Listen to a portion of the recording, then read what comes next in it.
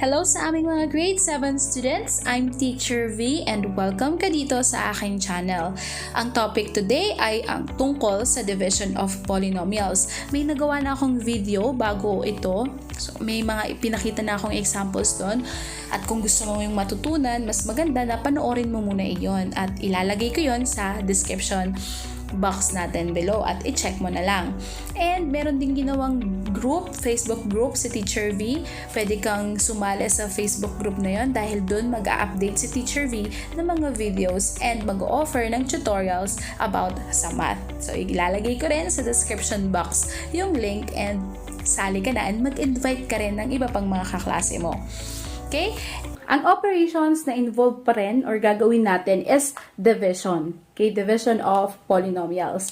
And as you can see, meron tayong given na x raised to 6 plus y raised to 6 divide by x raised to 2 plus y raised to 2. Susulat natin siya just like this. X raised to 6 plus y raised to 6 divide by x squared plus y squared. Nilagay natin sa pinakaloob natin yung ating dividend and then sa labas natin yung ating divisor. Pero bakit meron tayong iniwang space dito? Makikita kasi natin na sa given natin, dapat ang ating degree or exponent ay dapat pababa. Descending order. Halimbawa, kung x raised to 6 to, dapat ang kasunod niya is x raised to 5. Pero dahil nga wala tayong makikitang ganun, dalawa lang ang given natin, x raised to 6 and y raised to 6, lagyan na lang natin ng space or blanco. Ay, mahalaga to, kaya tandaan ninyo, kailangan magkakasunod yung order ng ating mga exponent. Ngayon, pwede na tayong mag-divide. So, mag-start tayo, the usual. So, i-divide natin yung x raised to 6, i-divide natin sa x raised to 2. This is division, so meaning to say we will subtract or minus natin yung ating exponent. 6 minus 2 is 4. So copy lang natin yung base natin. X raised to 4. And then multiply. X raised to 4 times x squared is x raised to 6. Again, sa multiply, ang ginagawa naman natin sa exponent ay addition. So ito, nag-add tayo kasi nga times yan. Next, i-multiply din natin yung x raised to 4 sa y squared. So, x raised to 4 times y squared, wala tayong pwedeng i-add na exponent, so just copy na lang yan. Raised to 4, y squared. Okay, then, mag-subtract na tayo. Ayun. So, ito, x raised to 6 minus x raised to 6, obviously, 0 na yan. Kasi, 1 minus 1 is 0. So, wala na to. Paano naman dito? So, again, ang rule natin sa subtraction is to change the sign of the subtrahend. So, then, proceed sa addition. Dahil wala tayong value dito, so 0 plus negative x raised to 4y squared, ang magiging sagot natin is ito na lang, ito mismo. Negative x raised to 4y squared. Next, yung negative x raised to 4y squared, i-divide naman natin ulit dito sa x squared. So, negative x raised to 4, y squared divided by x squared. So, pwede nating i-minus yung kanilang exponent dahil pareho namang x. So, 4 minus 2 is 2. So, magiging, okay, negative kasi negative to. Negative x squared. And, tandaan na merong kasama yung x raised to 4. Yung negative x raised to 4 may kasamang y squared. So, i-divide mo rin yan dito. So, wala namang y dito. Edi just copy na lang natin. Y squared. Next, susunod na step, multiply. I-times natin to sa x squared. So, negative x squared times x squared is negative x raised to 4. So, in-add lang natin yung kanilang exponent. And then, yung ating y squared, times mo rin sa x squared. So, wala namang kapareho dito si y. So, just copy y squared. Okay. Next, after na multiply natin sa x squared, i-multiply din natin yung x squared, y squared dito kay y squared. Okay? So, negative x squared times y squared. So, wala siyang kapareho. So, just copy na lang x squared. Then, y squared times y squared is y raised to 4. Plus. Pinag-plus kasi pareho silang y. Ayan. And then change the sign. Kasi tayo ay magma-minus na rito. Okay, minus na tayo ulit. So, ito magiging 0 na rin. And ito magiging positive. Okay, plus na to. And ito magiging positive. So, 0 na nga to. Then, ito ang magiging answer natin. Since wala namang value dito sa taas, edi ito na mismo. X squared, y raised to 4. Next, yung x squared, y raised to 4. So, pwede na nating ibaba dyan yung y raised to 6. Okay. So, pwede na ngayon nating i-divide tong x squared, y raised to 4 dito sa x squared. So, x squared, y raised to 4 divide by x squared. So, 2 minus 2, edi 0 na. Hindi mawawala na yung x. Ano na lang ang natira? Natira na lang is yung y raised to 4. So, positive y raised to 4. And then, i-multiply na natin.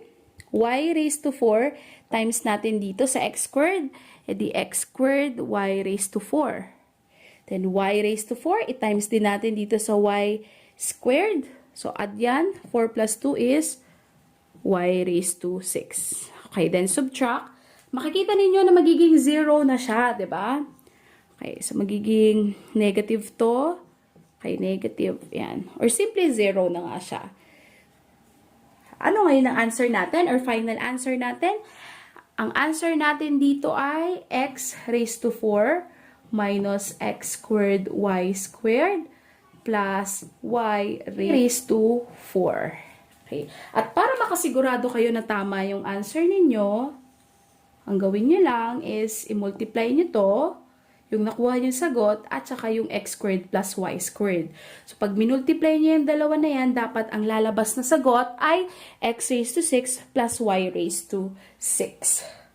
Medyo nakakalito, pero kaya nyo yan. Basta wag lang malilito at tandaan yung mga rules natin sa division of polynomials. Next, number 2 example, 6x cubed plus 7x squared minus 12x plus 15 divide by 2x squared plus 3x minus 5. Again, isulat natin siya katulad ng isinulat natin kanina sa example number 1. Ito yung nasa loob o yung magiging dividend natin and itong sa baba yung magiging divisor. Ayan, sisulat lang natin siya ng pagganito. Again, yung kaninang numerator natin, yun yung ilalagay natin sa loob and then sa labas o yung divisor natin is yung ating denominator kanina. And then mag-divide na tayo. So mag-start tayo mag-divide dito sa first term. Dito sa 6x cubed, i-divide natin dito sa 2x squared. So, 6 divided by 2 is 3. Then, x cubed divided by x squared. So, 3 minus 2 is 1. So, x na lang. Huwag na natin isulat yung 1. Next, multiply na natin. Yung 3x, i-multiply mo dito. So, 3x times 2x squared is 6x cubed. So, pinilas mo lang yan. May 1 plus 2 is 3. Then, 3x, i-multiply mo rin, syempre, dito sa 3x. So, 3x times 3x is 9x squared. So, dito mo siya itapat, 9x squared. Then, i-multiply mo rin yung 3x sa negative 5. 3x times negative 5 is negative 15x. And then, minus na tayo. Okay. So, sa minus, change the sign of the subtrahend. Papalitan mo lang yung sign ng mga nandito sa baba. So, ito magiging negative. Okay, negative. And ito magiging positive. And then, plus na tayo. Apply the rules of addition of integers. Okay, then ito. So, 6 plus negative 6, edi 0 na yan. Then, 7 plus negative 9 is negative 2x squared. Wala tayong gagawin sa variable. Kukopyahin lang natin kasi minus to. Or addition tayo dito. And dito, negative 12 plus positive 15 is 3x. Plus 15.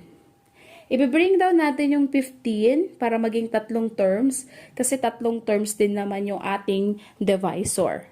Okay, next.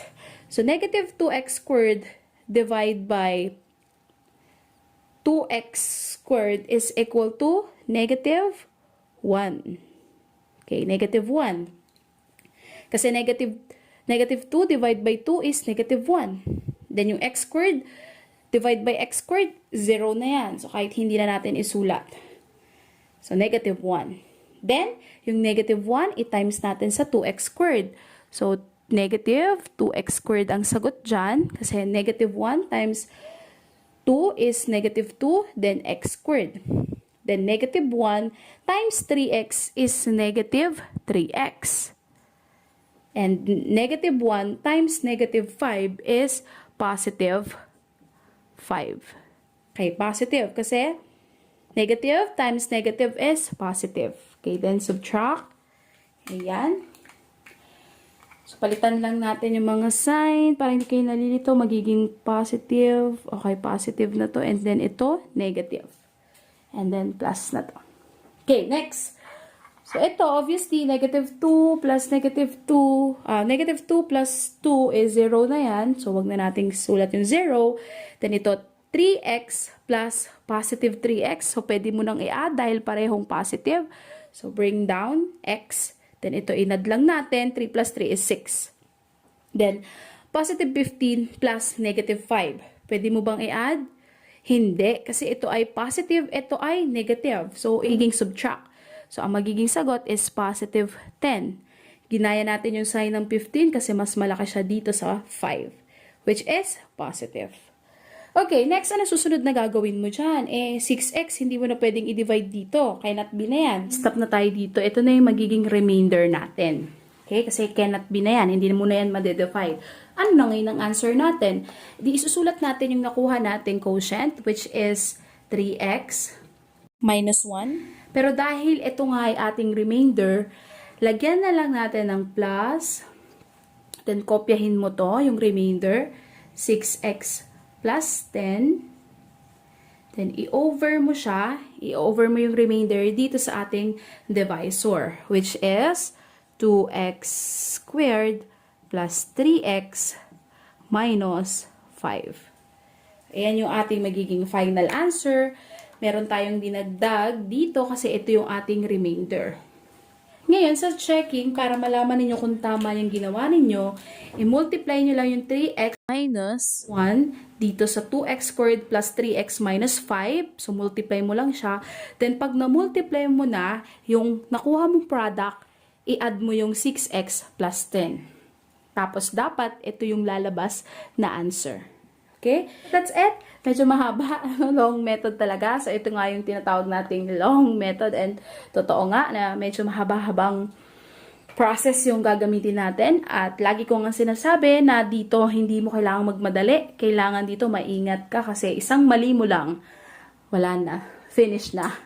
Tapos na or magkakamali ka na. Okay? At mahalaga na mag-checking ka para sure ka na tama yung answer mo. At kung may mga questions ka pa about dito, pwede mong ilagay yan sa comment section. I-type mo lang dyan at willing na sagutin yan sa iyo ni Teacher V. And okay, so for now, goodbye muna tayo and kita-kita tayo ulit sa susunod kong video.